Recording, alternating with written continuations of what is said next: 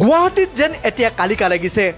আপোনাৰ অতি মৰমৰ এই গুৱাহাটী মহানগৰখনত উদ্ধাৰ হৈছে ইটোৰ পিছত সিটোকৈ মৃতদেহ। প্ৰথমটো ঘটনা সংঘটিত হৈছিলে 19 তাৰিখে মাজনিশা। মালিগাঁৱৰ ফুটপাথেৰে খোজকাঢ়ি আহি থকা অৱস্থাত উন্মুক্ত মেনহোলত সোমাই যায় আয়েলনাথ নামৰ এগৰাকী মহিলাই, আৰু তাৰ পৰৱৰ্তী সময়ত কৰুণভাৱে মৃত্যুক সাবটি লয় মহিলাগৰাকীয়ে। আনহাতে আজি মঙলবাৰে গুৱাহাটীত ৰাতিপুৱাৰ পৰা উদ্ধাৰ হয় ইটোৰ পিছত সিটোকৈ মৃতদেহ।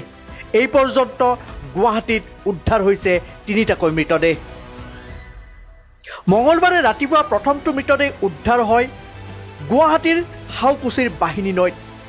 পানীত উপঙি থকা অৱস্থাত আখতাৰ আলী নামৰ এগৰাকী যুৱকৰ মৃতদেহ উদ্ধাৰ কৰা হয়। 28 বছৰীয়া আখতাৰ আলী মানসিকভাৱে অসুস্থ হৈ আছিল আৰু 19 তাৰিখৰ সন্ধিয়া 6 বজাৰ পৰা সন্ধানহীন হৈ আছিল এই আখতাৰ আলী। আনহাতে দ্বিতীয়টো মৃতদেহ উদ্ধাৰ হয় গুৱাহাটীৰ জ্যোতিকুছি আৰু দাঁতালপাৰাৰে বৈ যোৱা বাহিনী নৈত। উদ্ধাৰ হয় অসীম কলিতা নামৰ এগৰাকী যুৱকৰ। 35 বছৰীয়া এই যুৱকজন আছিল পেছাত এজন ইলেক্ট্ৰিচিয়ান। আনহাতে তৃতীয়টো মৃতদেহ উদ্ধাৰ হয় গুৱাহাটীৰ পামহিত।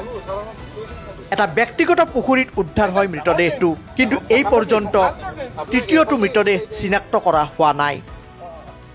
উল্লেখযোগ্য কথাটো এইটোৱেই যে আটাইকেইটা মৃতদেহৰ যদি পৰ্যালোচনা কৰা যায় তেতিয়াহ'লে এটা ৰহস্যজনক সংযোগ পোৱা যায়, আৰু এইটো সংযোগ হৈছে যে আটাইকেইটা মৃতদেহেই পানীত উপঙি থকা অৱস্থাত উদ্ধাৰ কৰা হৈছে। আৰু এই দিশলৈ লক্ষ্য কৰিলে এইটো বুজা যায় যে আটাইকেইজন লোকেই কৃত্ৰিম বানৰ কবলত পৰি অতি কৰোণভাৱে মৃত্যুক সাবটি লৈছে।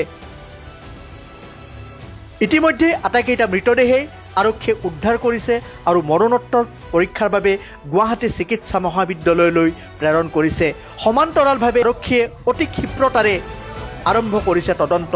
আৰক্ষীৰ উচিত তদন্ত আৰু মৰণোত্তৰ পৰীক্ষাৰ প্ৰতিবেদন পোৱাৰ পৰৱৰ্তী সময়তহে গম পোৱা যাব এই দুৰ্ভগীয়া লোককেইজনৰ মৃত্যুৰ আঁৰৰ ৰহস্য।